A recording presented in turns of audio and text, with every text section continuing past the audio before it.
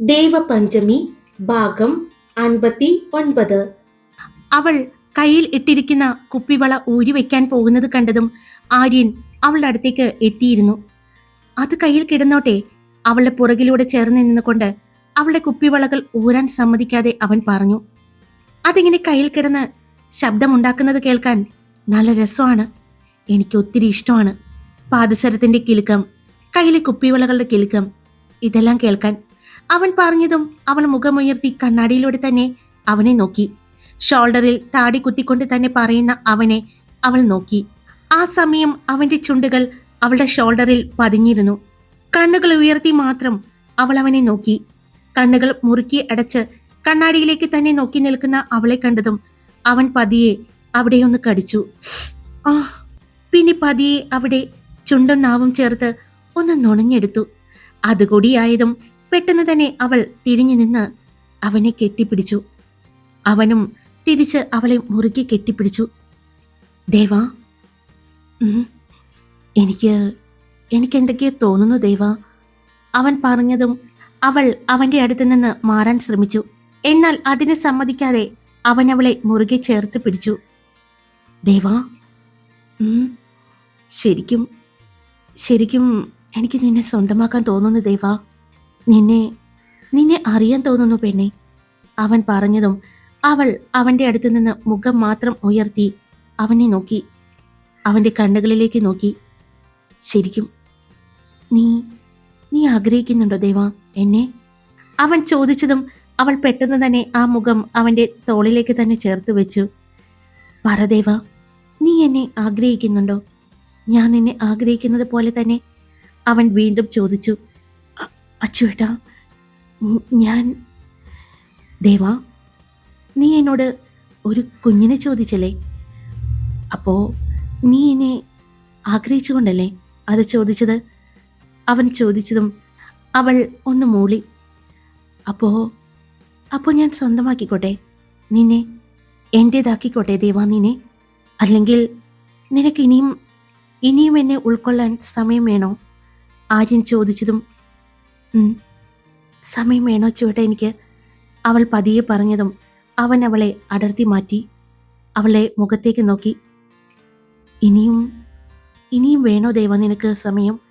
ആര്യൻ ചോദിച്ചതും ഒരു മണിക്കൂർ സമയം തരാവോ അച്ചുവേട്ടാ എനിക്ക്?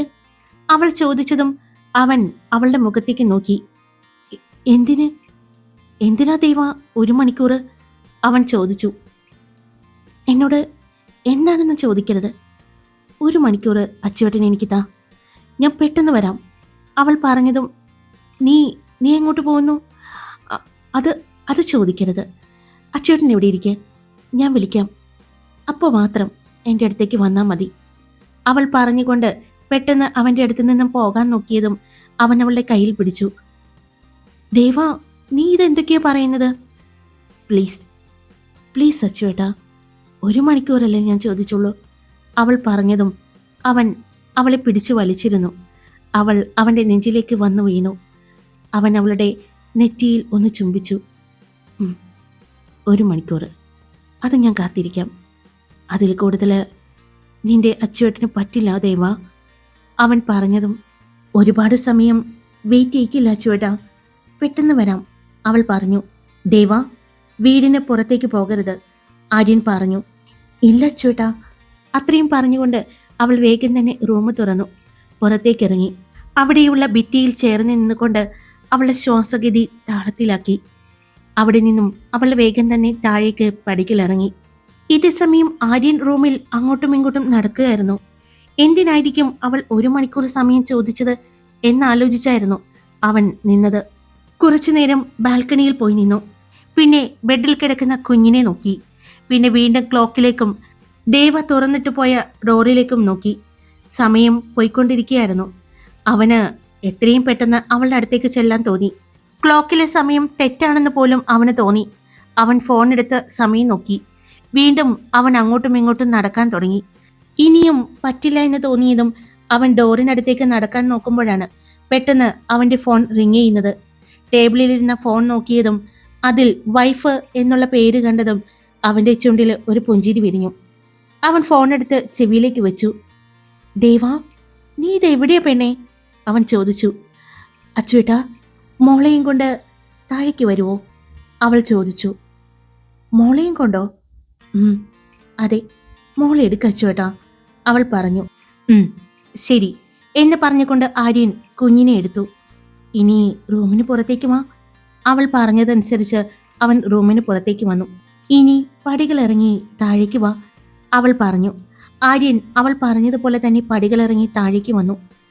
ദേവാ, ഇതെവിടെയാണ്? ആര്യൻ ചോദിച്ചു. അച്ചുവേട്ടാ, അടുക്കള ഭാഗത്തേക്ക് വാ. ദേവാ, നീ നീ ഈ വീടിന് പുറത്തേക്ക് പോയോ? ആര്യൻ ചോദിച്ചു. വാ അച്ചുവേട്ടാ, ഞാൻ പറയാം. അവൻ വേഗം തന്നെ അവൾ പറഞ്ഞതുപോലെ തന്നെ അടുക്കള ഭാഗത്തേക്ക് വന്നു. ഇനി പുറത്തേക്ക് വാ. അപ്പോഴാണ് അടുക്കളയുടെ ഡോറ് തുറന്നു കിടക്കുന്നത് ആര്യൻ കാണുന്നത്. അവൻ വേഗം തന്നെ പുറത്തേക്ക് ഇറങ്ങി. അച്ചുവേട്ടാ, അവിടെ നിന്നും കുളത്തിലേക്ക് വാ, അവൾ പറഞ്ഞതും. ദേവാ, നീ അങ്ങോട്ട് പോയോ? അതിനെന്താ അച്ചുവേട്ടാ, അധികം ദൂരമില്ലല്ലോ, വേഗം വാ, അവൾ പറഞ്ഞതും അവൻ കുഞ്ഞിനെയും കൊണ്ട് വേഗം നടന്നു.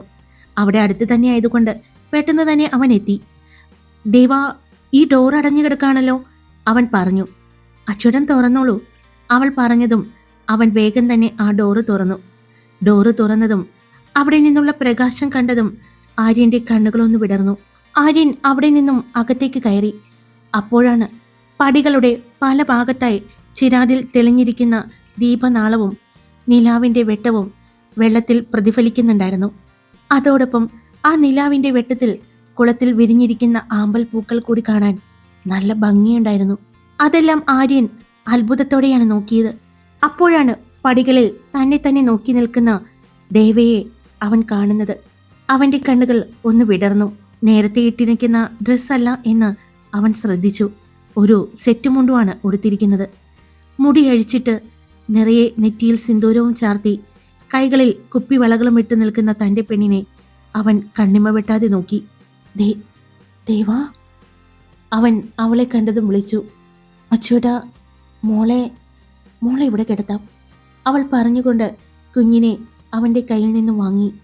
അപ്പോഴാണ് കുഞ്ഞിനായിട്ട് ബെഡ് വിരിച്ചിട്ടിരിക്കുന്നത് അവൻ കാണുന്നത്. മോളെ നന്നായിട്ട് പൊതിഞ്ഞു കൊടുക്കണം, വെള്ളമുള്ളത് കൊണ്ട് നല്ല തണുപ്പുണ്ടാവും, അവൾ പറഞ്ഞു. ആര്യൻ അപ്പോഴും കണ്ണിമ വെട്ടാതെ തൻ്റെ മുന്നിൽ നിൽക്കുന്ന പെണ്ണിനെ തന്നെ നോക്കി നിൽക്കുകയായിരുന്നു. അച്ചുവേട്ടാ, കുഞ്ഞിനെ കിടത്തുമ്പോൾ ഇതൊന്ന് നീക്കി വെക്കുമോ? അവൾ ചോദിച്ചു. എന്താ? ഒന്നുമില്ല, അവൾ ഒരു പുഞ്ചിരിയോടെ പറഞ്ഞുകൊണ്ട് കുഞ്ഞിനെ അവിടെ ഇട്ടിരിക്കുന്ന കട്ടിയുള്ള ബ്ലാങ്കറ്റ് കൊണ്ട് ഉണ്ടാക്കിയിരിക്കുന്ന ഒരു ബെഡ് പോലെ തോന്നിക്കുന്നിടത്തേക്ക് കുഞ്ഞിനെ കിടത്തി. അത് ഒരു നെറ്റ് കൊണ്ട് മറച്ചു. അപ്പോഴാണ് അത് കുഞ്ഞിൻ്റെ ബേബി ബെഡാണ് എന്ന് അവന് മനസ്സിലായത്. അപ്പോഴാണ് കുറച്ച് മാറി കാണുന്ന മറ്റൊരു ബെഡ് അവൻ കാണുന്നത്. അവൻ അതിലേക്കും കുഞ്ഞിനെ കിടത്തിക്കൊണ്ട് നിവർന്ന പഞ്ചമിയിലേക്കും നോക്കി. അവൾ അവിടെ നിന്നും അവനെ മറികടന്ന് നടന്നു പോകുന്നത് കണ്ടതും അവൻ അവിടെയെല്ലാം ചുറ്റും ഒന്ന് നോക്കി. കുളത്തിന്റെ പടവുകളിലായി കത്തിച്ചു വെച്ചിരിക്കുന്ന ചെറുദീപങ്ങളും കുളത്തിലായി കാണുന്ന താമരയും നിലാവിന്റെ വെട്ടത്തിൽ തിളങ്ങുന്ന ആ വെള്ളത്തിലേക്കും അവനൊന്ന് നോക്കി. വെള്ളത്തിൽ പ്രതിഫലിക്കുന്ന ആ ദീപങ്ങളുടെ വെളിച്ചവും അവൻ ഒന്ന് നോക്കി നിന്നതിന് ശേഷം ബെഡിൽ കിടക്കുന്ന കുഞ്ഞിനെ ഒന്ന് നോക്കി. പിന്നെ തിരിഞ്ഞ് പഞ്ചമി പോയ ഭാഗത്തേക്ക് അവൻ നോക്കി. കുളപ്പടവിന്റെ ഡോറ് അകത്തുനിന്ന് പൂട്ടുന്ന അവളെ കണ്ടു. അവൻ അവളുടെ അടുത്തേക്ക് നടന്നു. അവളുടെ അടുത്ത് ചെന്നതും അവൻ അവളുടെ കണ്ണുകളിലേക്ക് നോക്കി. ആ കണ്ണുകളിൽ വല്ലാത്തൊരു ഭാവം. ദേവാ, ഇതൊക്കെ? ആര്യൻ അത്രയും പറഞ്ഞതും പഞ്ചമി അവന്റെ കയ്യിൽ പിടിച്ചു. അവൻ അവൾ പിടിച്ച കൈയിലേക്കും പിന്നെ അവളെയും നോക്കി. അവൾ അവനെയും കൊണ്ട് പടികൾ ഇറങ്ങാൻ തുടങ്ങി. ആ പടികളിലെല്ലാം കത്തിച്ചു വെച്ചിരിക്കുന്ന ദീപങ്ങളിലേക്ക് നോക്കിക്കൊണ്ട് ആര്യൻ അവളുടെ മുഖത്തേക്ക് നോക്കി. നമുക്ക് ഇവിടെ ഇരിക്കാം, അവൾ പറഞ്ഞതും അവിടെ തന്നെയുള്ള പടികളിലായിട്ട് അവൾ ഇരുന്നു. കൈ പിടിച്ചുകൊണ്ട് ആര്യനെയും ഇരുത്തി. അപ്പോഴും ആര്യന്റെ മുഖം അവളിൽ തന്നെയായിരുന്നു.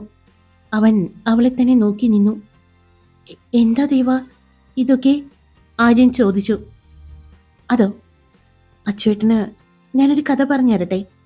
അവൾ ചോദിച്ചതും അവന്റെ നെറ്റിയൊന്ന് ചുളിഞ്ഞു. കഥയോ? മനോഹരമായ ഒരു പ്രണയകഥ, അവൾ പറഞ്ഞു. ഉം, ശരി, പറഞ്ഞോളൂ, കേൾക്കാൻ ഞാൻ റെഡിയാണ്. ആര്യനും പറഞ്ഞു. ഈ കുളപ്പടവിൽ വെച്ചാണ് എൻ്റെ അച്ഛൻ എൻ്റെ അമ്മയോട് പ്രണയം പറഞ്ഞത് എന്ന് അമ്മ പറഞ്ഞ് ഞാൻ കേട്ടിട്ടുണ്ട്. അത് കുറച്ചുകൂടി വിശദമായിട്ട് പറഞ്ഞത് അച്ഛനായിരുന്നു. എൻ്റെ അച്ഛൻ്റെയും അമ്മയുടെയും പ്രണയവിവാഹമായിരുന്നു. അച്ഛനമ്മയെ ഒത്തിരി ഇഷ്ടപ്പെട്ട് സ്നേഹിച്ച് വിവാഹം കഴിച്ചതാണ്. എൻ്റെ അച്ഛൻ്റെ അച്ഛൻ, അതായത് മുത്തശ്ശൻ്റെ ഒരു ഫ്രണ്ടിൻ്റെ മകളായിരുന്നു എൻ്റെ അമ്മ. ഇവിടെ അമ്പലത്തിൽ ഉത്സവമായിട്ട് അവരെല്ലാവരും കൂടി ഇവിടെ വന്നതാണ്. ഇവിടെ വന്ന അന്നാണ് അച്ഛൻ ആദ്യമായിട്ട് അമ്മയെ കാണുന്നത്. അമ്മയോട് ഈ കുളപ്പടവിൽ വെച്ച് അച്ഛൻ്റെ പ്രണയം പറഞ്ഞു. അങ്ങനെ അമ്മയ്ക്കും ഇഷ്ടമായത് കൊണ്ടായിരിക്കാം അമ്മ പ്രണയം സ്വീകരിച്ചു. അന്ന് ഒരാഴ്ചയോളം അമ്മ ഈ വീട്ടിലുണ്ടായിരുന്നു. ആ ദിവസങ്ങളിലെല്ലാം അവരുടെ കണ്ടുമുട്ടൽ ഈ കുളക്കടവിൽ വെച്ചായിരുന്നു. നമ്മൾ ഇരിക്കുന്ന ഈ പടികളിൽ ഇരുന്നാണ് അവരുടെ പ്രണയം പങ്കുവെച്ചുകൊണ്ടിരുന്നത്. അങ്ങനെ ഇരിക്കുമ്പോൾ വീട്ടിൽ ചെറിയൊരു പ്രശ്നമൊക്കെ ആയി അച്ഛനമ്മയെ വിവാഹം കഴിച്ചു. അവരുടെ വീട്ടിൽ എതിർപ്പെന്ന് പറയാനുണ്ടായിരുന്നത് ഒറ്റ കാരണമായിരുന്നു. അച്ഛനെക്കുറിച്ച് ആരൊക്കെയോ അവരുടെ വീട്ടിൽ വിളിച്ച് മോശമായിട്ട് പറഞ്ഞു. എന്നാൽ അമ്മ വാശി പിടിച്ചു. ആരെന്ത് പറഞ്ഞാലും എനിക്ക് ആളെ മതിയെന്ന് തന്നെ അമ്മ ഉറച്ചു നിന്നു. എന്നാ അത് സമ്മതിക്കാതെ അമ്മ വീട്ടുകാർ അമ്മയ്ക്ക് വേറെ വിവാഹമൊക്കെ ഉറപ്പിച്ചു. ആ സമയത്ത് അച്ഛൻ അമ്മയെ കടത്തിക്കൊണ്ടു പോന്നു. ഇവിടെ വന്നപ്പോൾ ഒത്തിരി രാത്രിയായിരുന്നു. അത് മാത്രമല്ല, അമ്മ വീട്ടുകാർ അന്വേഷിച്ചിറങ്ങിയിട്ടുകൊണ്ട് അച്ഛനും അമ്മയുമായിട്ട് വീട്ടിൽ വന്നു കഴിഞ്ഞാൽ അത് ഉറപ്പായിട്ടും അച്ഛൻ്റെ സഹോദരങ്ങൾ അവരെ വിളിച്ച് അറിയിക്കുമെന്ന് അച്ഛൻ അറിയായിരുന്നു. കാരണം അച്ഛനമ്മയെ വിവാഹം കഴിക്കുന്നത് അവർക്കൊട്ടും ഇഷ്ടമല്ല. അതിന് കാരണം അച്ഛൻ്റെ ഏട്ടനില്ലേ, എൻ്റെ വല്യച്ഛൻ്റെ ഭാര്യയുടെ അനിയത്തിയെ അച്ഛനു വേണ്ടി വിവാഹം കഴിക്കാൻ വേണ്ടി കണ്ടുവച്ചിരിക്കുന്ന സമയത്താണ് അച്ഛൻ എൻ്റെ അമ്മയെ അടിച്ചുകൊണ്ട് പോരുന്നത്. അതുകൊണ്ട് തന്നെ അവരിവിടെ എത്തിയെന്നറിഞ്ഞ ഉറപ്പായിട്ടും വല്യമ്മ അത് അമ്മയുടെ വീട്ടുകാരെ അറിയുന്നത് കൊണ്ട് ആ രാത്രി അച്ഛൻ അമ്മയും കൊണ്ട് ഈ കുളപ്പടവിലേക്കാണ് വന്നത്. ആ ഒരു രാത്രി മാത്രമല്ല കേട്ടോ, 2 ദിവസം അച്ഛനും അമ്മയും കൂടി ഈ കുളത്തിലും ഈ കുളപ്പടവിലുമായി ചെലവഴിച്ചു എന്നാണ് പറയുന്നത്. അത് പറയുമ്പോൾ എപ്പോഴും എൻ്റെ അമ്മയുടെ മുഖത്തെ നാണം ഞാൻ കണ്ടിട്ടുണ്ട്. അതോടൊപ്പം എൻ്റെ അച്ഛൻ്റെ മുഖത്തുണ്ടാവുന്ന കുസൃതി ചിരിയും. വിശപ്പും ദാഹവും ഒന്നുമില്ലാതെ 2 ദിവസം അവർ ഇവിടെ ചെലവഴിച്ചു എന്ന് പറയുമ്പോൾ അച്ഛൻ്റെയും അമ്മയുടെയും മുഖത്ത് നിറഞ്ഞ സന്തോഷമായിരുന്നു. ഒരു തരി സങ്കടം ഞാൻ കണ്ടിട്ടില്ല, ഒരു വിഷമവും ഞാൻ കണ്ടിട്ടില്ല. പിന്നെ അച്ചുവേട്ടനറിയോ, എല്ലാ വർഷവും ആ 2 ദിവസം അച്ഛൻ്റെയും അമ്മയുടെയും ഉറക്കം ഈ കുളക്കടവിലാണ്, ആ കാണുന്ന ബെഡിലാണ്. അവൾ പറഞ്ഞുകൊണ്ട് തിരിഞ്ഞ് അവൾ അവിടെ വിരിച്ചിട്ടിരിക്കുന്ന ബെഡ് കാണിച്ചു കൊടുത്തു. അമ്മ ഇതുപോലെ ബെഡെല്ലാം വിരിച്ച് ഇതുപോലെ വിളക്കെല്ലാം കത്തിച്ച് അച്ഛന് വേണ്ടി കാത്തിരിക്കുന്നത് എൻ്റെ അച്ഛൻ പറഞ്ഞ് എനിക്കറിയാം. ഞാൻ കാണാൻ വന്നിട്ടില്ല, പക്ഷെ അത് എൻ്റെ മനസ്സിലുണ്ടായിരുന്നു. അച്ഛനും അമ്മയും പറഞ്ഞ് അവരുടെ നല്ല ഓർമ്മകളായിട്ട് അന്നേ ഞാൻ ആഗ്രഹിക്കുകയായിരുന്നു, ഞാൻ വിവാഹം കഴിക്കുന്ന ആളുമായിട്ട് ഇതുപോലെ ഒരു നിമിഷം എൻ്റെയും പ്രണയം പറയുന്നത് ഇവിടെ വെച്ചായിരിക്കണം. പിന്നെ അത്രയും പറഞ്ഞുകൊണ്ട് അവൾ അവൻ്റെ മുഖത്തേക്ക് നോക്കി. അവളുടെ കണ്ണുകളിൽ തന്നെ കണ്ണിമ വെട്ടാതെ നോക്കിയിരിക്കുകയായിരുന്നു ആര്യൻ. അവൻ്റെ ചുണ്ടിലും ഒരു പുഞ്ചിരി ഉണ്ടായിരുന്നു. അപ്പോ എൻ്റെ ഫാദറിൻലോയും മദറിൻലോയും നല്ല ഒന്നാം തരം റൊമാൻറ്റിക് കപ്പിൾസ് ആയിരുന്നു അല്ലേ? എന്നിട്ട് അതിൻ്റെ പകുതിയെങ്കിലും എൻ്റെ പെണ്ണിന് കിട്ടിയിട്ടുണ്ടോന്ന് ഞാനൊന്ന് നോക്കട്ടെ. ആര്യൻ പറഞ്ഞുകൊണ്ട് അവൻ്റെ അടുത്ത് ചേർന്നിരുന്ന ദേവിയെ എടുത്ത് അവൻ്റെ മടിയിലേക്ക് ഇരുത്തി. അപ്പോ അതുപോലെ നമ്മുടെയും വേണമെന്നാണോ നീ ആഗ്രഹിക്കുന്നത്? ആര്യൻ ചോദിച്ചതും അവൾ ആര്യൻ്റെ കഴുത്തിലൂടെ കൈയിട്ടുകൊണ്ട് അവൻ്റെ മുഖത്തോട് മുഖം അടുപ്പിച്ചുകൊണ്ട് അവൾ പറഞ്ഞു, അല്ല, പിന്നെ അതിനേക്കാൾ കൂടുതൽ എനിക്ക് സ്നേഹിക്കണം, എനിക്ക് പ്രണയിക്കണം എൻ്റെ അച്ചുവേട്ടനെ, അവൾ പറഞ്ഞു. അപ്പോൾ സ്നേഹിക്കാൻ തുടങ്ങുകയാണോ എന്നെ? ആര്യൻ ചോദിച്ചതും തുടങ്ങുകയല്ല, എനിക്കിഷ്ടമാണ്, സ്നേഹമാണ്, പ്രണയമാണ്, എല്ലാമാണ് എൻ്റെ മുന്നിലിരിക്കുന്ന ഈ ആര്യവീർ പുലിക്കാട്ടിലിനോട്, അവൾ പറഞ്ഞു. അപ്പോൾ ഈ ആര്യവീർ പുലിക്കാട്ടിലിൻ്റെ മാത്രമാകാൻ നീ റെഡിയാണെന്നാണോ? അവൻ ചോദിച്ചു. അതെ, എല്ലാർത്ഥത്തിലും ഉം, അതെ, എൻ്റെ മാത്രമാകാൻ. അതെ, അപ്പോ സ്വന്തമാക്കിക്കോട്ടെ ഈ ആര്യൻ ഈ പെണ്ണിനെ. അവൻ വളരെ ആർദ്രമായി ചോദിച്ചതും അവൾ അവൻ്റെ തോളിലേക്ക് മുഖം ചേർത്തു. അവനും അവളെ ചേർത്ത് പിടിച്ചിരുന്നു. എന്നാ പിന്നെ തുടങ്ങിയാലോ? അവൻ ചോദിച്ചുകൊണ്ട് അവളെയും എടുത്തുകൊണ്ട് എഴുന്നേറ്റു. പെട്ടെന്നായതും അവൾ അവനെ മുറുകെ പിടിച്ചു. അച്ചൂട്ടാ, ഞാൻ വീഴും. പെട്ടെന്നായതും അവൾ പേടിയോടെ പറഞ്ഞു. ഇല്ലല്ലോ, ഈ ആര്യൻ്റെ കയ്യിൽ നിന്നും നീ ഒരിക്കലും വീഴില്ല. അതെ, എന്തായാലും ഒരു നല്ല കാര്യം തുടങ്ങാൻ പോവല്ലേ? അപ്പോ കുളിച്ച് ശുദ്ധിയായിട്ട് തന്നെ തുടങ്ങാം. എന്തു പറയുന്നു? ആര്യൻ ചോദിച്ചതും നല്ല തണുപ്പായിരിക്കും അച്ചുവേട്ടാ. വേണ്ട, അവൾ പറഞ്ഞു. തണുപ്പ് മാറ്റാനല്ലേ ഞാനുള്ളത്. അവൻ ചോദിച്ചുകൊണ്ട് തന്നെ ആ പടികൾ ഓരോന്നായി ഇറങ്ങി. എന്നാൽ ഇതേ സമയം അമ്പാട്ട് വീടിന്റെ മുറ്റത്ത് ഒരു വണ്ടി വന്നു നിന്നു. അതിൽ നിന്നും കുറച്ചാളുകൾ പുറത്തേക്കിറങ്ങി. ഇതൊന്നും അറിയാതെ ആര്യനും പഞ്ചമിയും അവരുടെ മനോഹരമായ പ്രണയ നിമിഷങ്ങളിലായിരുന്നു. ഹായ്, എല്ലാവരും സുഖമായിട്ടിരിക്കുന്നോ? ഞാൻ സുഖമായിട്ടിരിക്കുന്നു. ഇന്ന് എൻ്റെ മോൻ്റെ സ്കൂളിലെ ആനുവൽ ഡേ സെലിബ്രേഷനാണ്. എൻ്റെ മോൻ പങ്കെടുക്കുന്നുണ്ട്. അപ്പോൾ ഞാൻ അതിന് പോകാൻ വേണ്ടി നിൽക്കുകയാണ്. അതിനിടയിൽ കൂടിയാണ് ഇത് വേഗം ചെയ്തത്. അപ്പോൾ ഞാൻ പോയിട്ട് വരാട്ടോ. അപ്പോൾ സ്റ്റോറി ഇട്ടിട്ടുണ്ട്. പിന്നെ ഇഷ്ടപ്പെട്ടാൽ ലൈക്ക് ചെയ്യാനും ഹൈപ്പ് ചെയ്യാനും നിങ്ങളുടെ അഭിപ്രായങ്ങൾ കമൻറ്റ് ചെയ്യാനും സബ്സ്ക്രൈബ് ചെയ്യാതെ കേൾക്കുന്നവരുണ്ടെങ്കിൽ സബ്സ്ക്രൈബ് ചെയ്യാനും മറക്കല്ലേ. Love you all. It's me Karthika.